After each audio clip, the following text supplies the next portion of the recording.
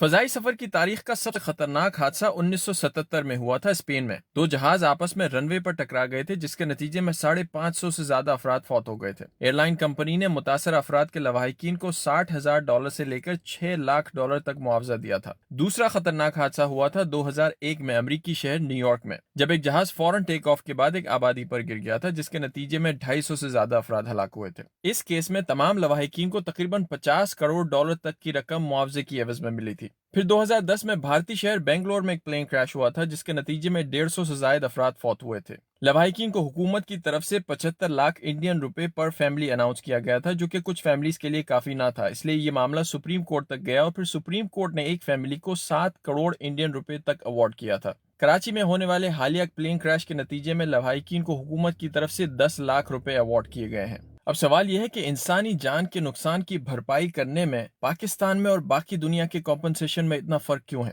بتاتا ہوں۔ پاکستان 830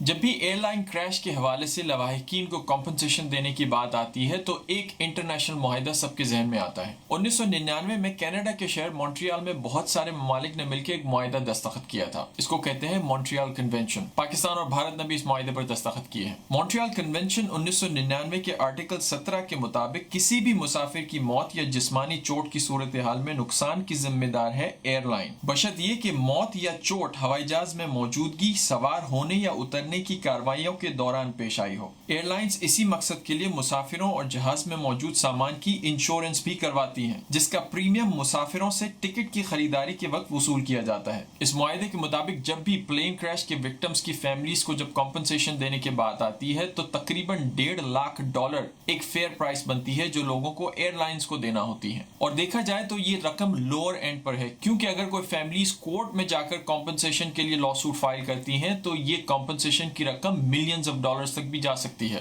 اب میں آپ کو ماضی میں ہونے والے کچھ بڑے پلین کریشز کی تفصیلات بتاتا ہوں اور یہ بھی بتاتا ہوں کہ ان میں زخمی یا ہلاک ہونے والے لوگوں کے لواحقین کو کتنے پیسے دیے گئے اور کس طرح دیے گئے۔ پہلا واقعہ 27 مارچ 1977 میں اسپین میں ہوا، جہاں پر پین ایم اور KLM کی 2 فلائٹیں رن وے پر ٹکرا گئیں، جس کے نتیجے میں 583 لوگ مارے گئے۔ KLM نے متاثر افراد کے لواحقین کو $58,000 سے $6 لاکھ کے درمیان معاوضے کی ادائیگی کی۔ صرف یہی نہیں، جائیداد اور املاک کے نقصان کی مد میں $110 ملین یا تقریباً $11 کروڑ کی رقم بھی تقسیم کی گئی، جو یقینی طور پر 1977 میں ایک بہت بھاری رقم تھی۔ اور دوسرا واقعہ ہے امریکہ میں ہونے والے ایک پلین کریش کا، جو 2001 میں پیش آیا۔ امریکی ایئر لائن کا طیارہ A300 John F Kennedy International Airport سے ٹیک آف کرنے کے بعد فوری طور پر حادثے کا شکار ہوا۔ یہ جہاز نیچے ایک آبادی پر گر گیا تھا۔ اس حادثے کے نتیجے میں 265 افراد مارے گئے۔ حادثے کے بعد لواحقین کی جانب سے تقریباً 250 سے زائد مقدمے دائر کیے گئے، جو کہ $500 ملین یا $50 کروڑ سے زائد کی رقم کے معاوضے کے عوض اپنے اختتام کو پہنچے۔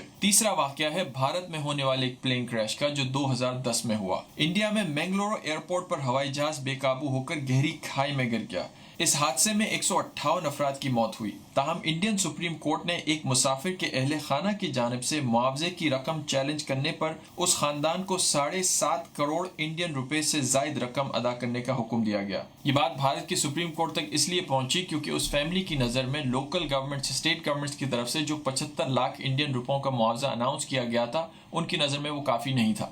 اب بات کرتے ہیں پاکستان کی۔ پاکستان میں جب بھی اس قسم کے کریشز ہوتے ہیں، سب سے ریسنٹ جو PIA کا واقعہ ہوا ہے، اس میں اب تک کی اطلاعات کے مطابق حکومت کی طرف سے فیملیز کو تقریباً 10 لاکھ روپے کا معاوضہ اناؤنس کیا گیا ہے۔ ایک رپورٹ کے مطابق یہ معاوضہ 50 لاکھ تک بھی پہنچ سکتا ہے اگر انشورنس سے کلیم کی گئی رقم بھی ان تک تقسیم کی جائے۔ اگر باقی دنیا سے اس معاوضے کو کمپیئر کیا جائے تو وہ بہت ہی کم ہے، اسپیشلی اگر مونٹریال کنونشن کے نظریے سے ان معاوضوں کو دیکھا جائے۔ مونٹریال کنونشن پر دستخط کرنے کے بعد پاکستان نے 2012 میں اپنا ایک قانون بنایا تھا جسے ہوائی سفر ایکٹ کہا جاتا ہے۔ اس قانون کے تحت پاکستان میں انٹرنیشنل مسافروں کا الگ اور ڈومیسٹک مسافروں کا الگ معاوضہ دیا جاتا ہے۔ ڈومیسٹک مسافروں کو حادثے میں موت پر معاوضہ 50 لاکھ روپے مقرر کیا گیا تھا۔ تاہم ماضی قریب میں اگر دیکھا جائے تو ایئر بلو اور بھوجا ایئر لائن حادثات کے مرنے والے خاندانوں کو قانون سے لا علمی کی بنا پر محض 10 لاکھ روپے فی کس ہی دیا گیا تھا۔ پاکستان میں پلین کریش سے متاثر ہونے والی فیملیز کو کمپنسیشن اتنا کم کیوں دیا جاتا ہے، یہ ایک بہت بڑا سوال ہے اور ماہرین کو شاید اس پر کام کرنے کے بعد لوگوں کو یہ انفارم کرنے کی ضرورت ہے کہ یہ کن پروسیس سے گزر کر یہ پرائس سیٹ کی جاتی ہیں. اور ایک اور بات یاد رکھنا ضروری ہے کہ جب مسافرین اپنی ٹکٹ بک کرواتے ہیں تو اس ٹکٹ پر بھی انشورنس سے ریلیٹڈ انفارمیشن مینشن کی جاتی ہے. یہ الگ بات ہے کہ وہ بہت چھوٹے الفاظ میں لکھی ہوتی ہے یا ایسی جگہ پر لکھی ہوتی ہے جہاں پر عموماً مسافرین دیکھتے نہیں ہیں, لیکن اگر اس کو تھوڑا سا انویسٹیگیٹ کیا جائے یا آپ اگر خود ایئر لائن کو پوچھیں تو وہ بھی